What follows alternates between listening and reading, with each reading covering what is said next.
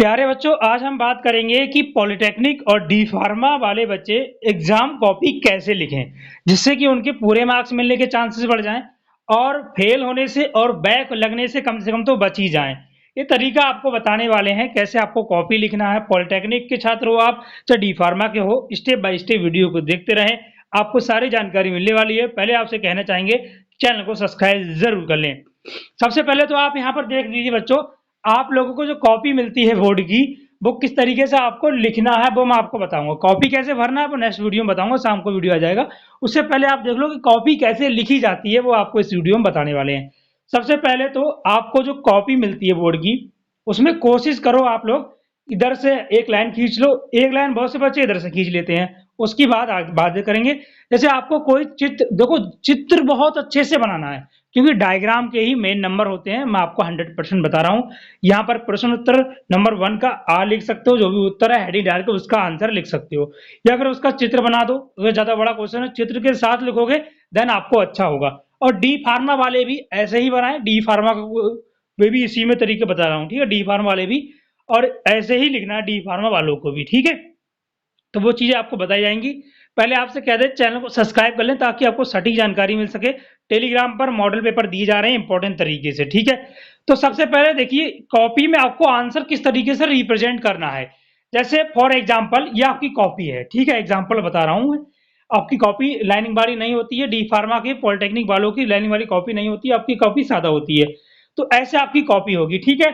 फिर आपको करना क्या है, जैसे मान लो ये कॉपी है, ठीक है। जैसे प्रश्नोत्तर क्रमांक 1 का प्रश्न नंबर 1 का उत्तर भी लिख सकते हो, ऐसे भी लिख सकते हो।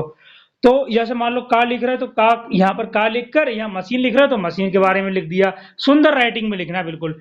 और जितना आपको पता है उसके 2 नंबर में है तो उतना लिखोगे। अगर मान लो 5 नंबर में है तो उसको लिखोगे कम से कम। आपको 2 पेज तो भरना ही भरना है, ठीक है। तो वो चीजें हैं, 5 नंबर में क्वेश्चन है तो 2 पेज तो भरोगे ही भरोगे।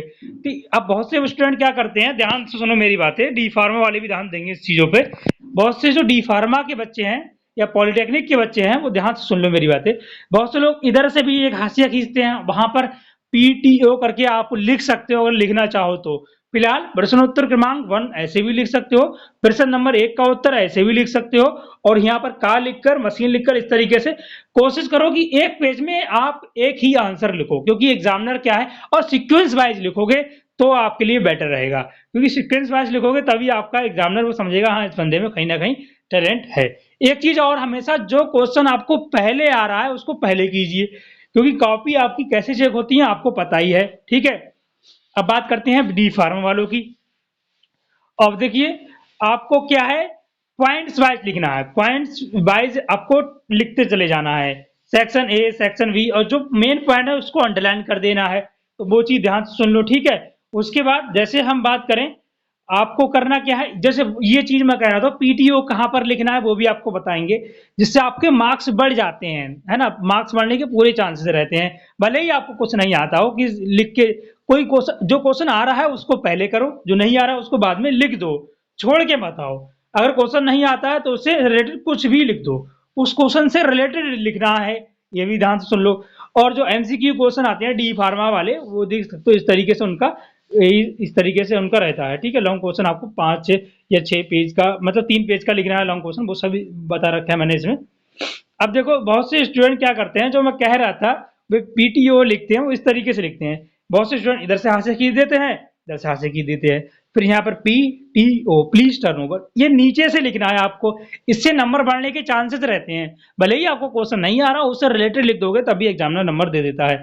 जैसे पॉइंट्स, डायग्राम बनाओ, डायग्राम बहुत इंपॉर्टेंट तरीके से, डेफिनेशन लिख रहे हो उसके साथ नीचे डायग्राम बना दो, है ना। और उसके मेन पार्ट्स जो है वो भी लिख दो, इस तरीके से कॉपी लिखी जाती है ना। ऐसे भी आप लिख सकते हो।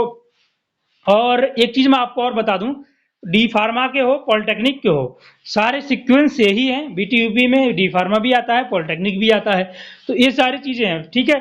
तो सिलेबस के अकॉर्डिंग पढ़ें आप लोग, रटने की बजाय हेडलाइन मतलब समझने पर जोर डालें, और हेडिंग और फिगर अच्छे से तैयार करें। फिगर अंदर कुछ भी लिखो, कुछ भी हो अंदर, हेडिंग अच्छी हो और उसका फिगर बढ़िया हो, वो मैटर करता है। यूनिट को डिवाइस में पढ़े, फिगर को देखें नहीं, बना बना कर प्रैक्टिस करें फिगर की, बार बार बना बना कर देखें। एग्जाम में किसी भी क्वेश्चन का आंसर कम से कम मैं बता रहा हूँ 2 पेज का लिखो। कम लिखोगे तो कहीं ना कहीं एग्जामिनर उसमें मार्क्स देते हैं, लेकिन कहीं ना कहीं उसको लगता है हाँ इसमें कम लिखा है तो मार्क्स उसके कट जाते हैं, ये भी है। कोई भी क्वेश्चन छोड़ के नहीं आना है, एक बात ध्यान से सुन लो, बार बार बोल रहा हूँ मैं आपसे। सबसे पहले वही क्वेश्चन टच करें जो आपको अच्छे से आता है, चाहे वह लास्ट में ही क्यों ना हो। ये भी चीज है, आपको वो क्वेश्चन टच करना है जो आपको आता है, चाहे वो क्वेश्चन लास्ट में क्यों ना हो। तो ये चीजें हैं, इस तरीके से आप अपनी कॉपी लिख सकते हो। और हमारी तरफ से आप सभी के एग्जाम के लिए बेस्ट ऑफ लक। आपको अच्छे से कॉपी रिप्रेजेंट करना है, जैसे मैंने बताया है। आपकी बैक तो नहीं आएगी, इस बात की गारंटी तो मैं ले रहा हूँ, क्योंकि अगर आप भले ही क्वेश्चन नहीं आ रहा उसको लिख दो उससे रिलेटेड, तो ये सारी चीजें हो जाएंगी। अगर आपने पढ़ा है अच्छे से, डायग्राम अच्छे से आता है, तो आप कहीं ना कहीं अच्छे नंबर ले जाओगे। तो हमारी ओर से आप सभी को एग्जाम के लिए बेस्ट ऑफ लक। और कॉपी लिखना किस तरीके से, डायग्राम अच्छे से बनाना। आज की इस वीडियो को यहीं पर एंड करते हैं। Thanks for watching. जय हिंद, वंदे मातरम।